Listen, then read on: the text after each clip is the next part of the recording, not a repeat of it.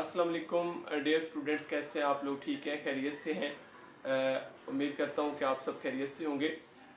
आज की video second year के स्टूडेंट्स जो आज सेकेंड ईयर का फिज़िक्स का पेपर दे के आए हैं उनके बारे में है।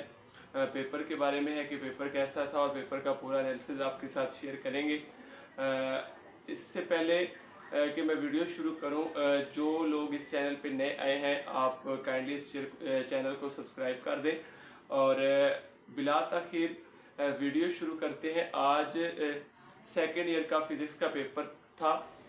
इवनिंग का जो फिज़िक्स का पेपर हुआ है उसका कुछ एनालिसिस जो है वो मैं आपके साथ शेयर करने जा रहा हूँ। पेपर बेसिकली जो फर्स्ट टाइम का पेपर था वो सेकेंड टाइम के पेपर से आसान था, लेकिन जो सेकेंड टाइम का पेपर था उसमें थ्योरी का जो पेपर है उसकी डिस्कशन आपके साथ करेंगे।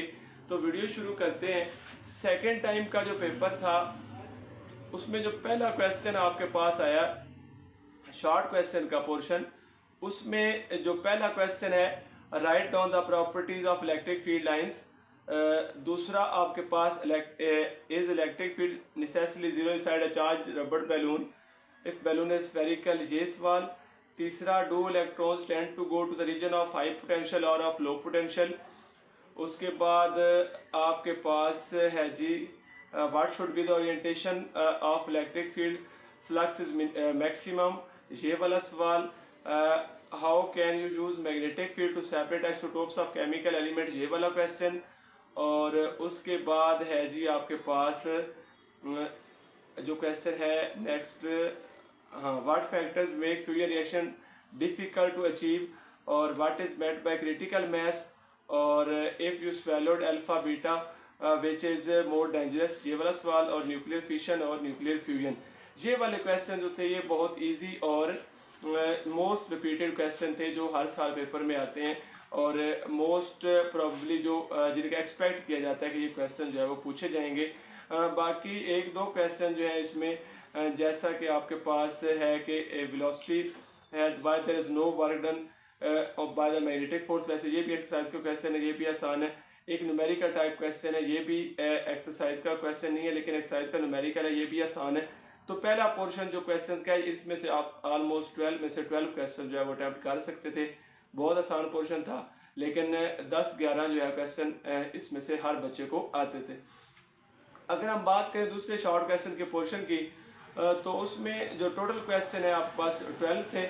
उनमें से अगर हम बात करें तो पहला क्वेश्चन जो है do bends in the wire affect its electrical resistance explain, ये एक्सरसाइज का क्वेश्चन है। Why does resistance rise with temperature, ये मोस्ट इंपॉर्टेंट क्वेश्चन जो हर साल आता है, ये एक्सरसाइज का क्वेश्चन है।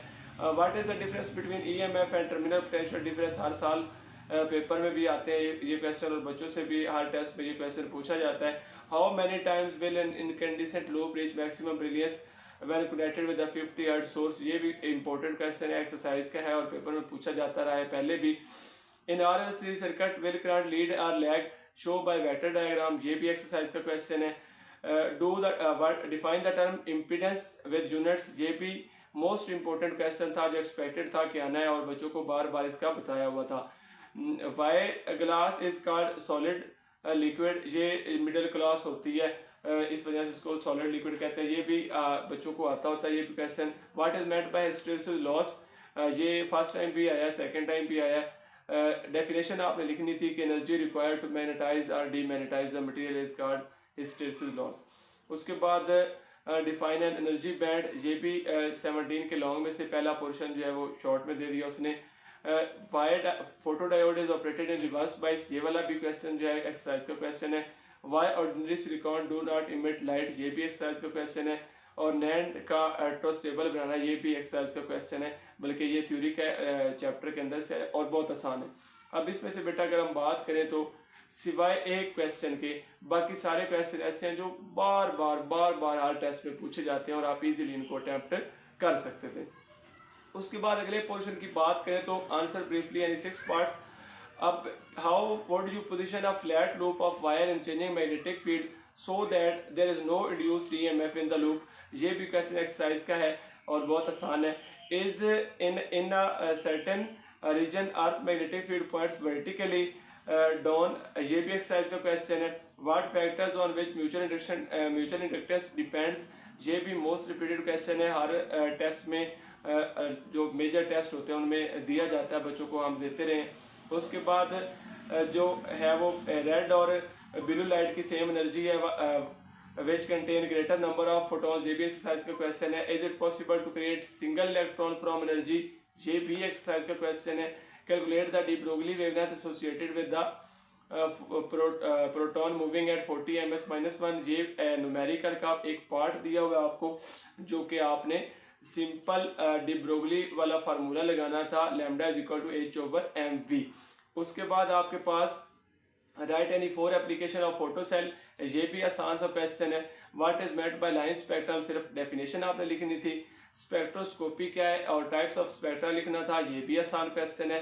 Explain how line spectrum can be use for the identification of elements, ये बेसिकली जो 9वां और है आपके पास 8वां क्वेश्चन, बल्कि हाँ ये एक ही क्वेश्चन है, 9वां क्वेश्चन जो है ये एक ही है।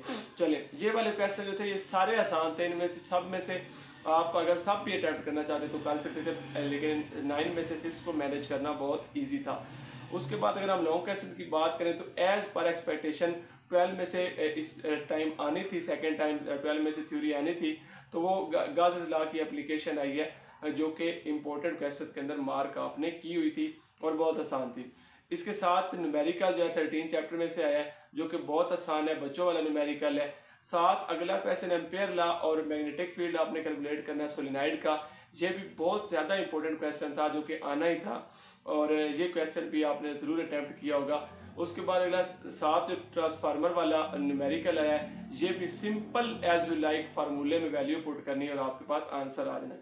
थोड़ा सा यहाँ पे इशू हुआ है ये कि draw RLC parallel circuit, parallel circuit वैसे जो है वो लॉन्ग क्वेश्चन में नहीं आता, शॉर्ट क्वेश्चन है, लेकिन इस दफ़ा वो लॉन्ग क्वेश्चन में आ गया, लेकिन इसको आपने एज इट इज सीरीज की तरह ही आपने इसको भी अटैम्प्ट करना था, सिर्फ इसकी कैरेक्टरिस्टिक्स जो थी वो थोड़ी बहुत डिफरेंट होनी थी। रेजोनेंस फ्रीक्वेंसी जो है वो वैसे ही फाइंड करनी थी, डेफिनेशन लिखनी थी, डायग्राम बनानी थी और कैरेक्टरिस्टिक्स लिखनी थी, रेजोनेंस फ्रीक्वेंसी फाइंड करनी थी, तो ये भी हो जाना था।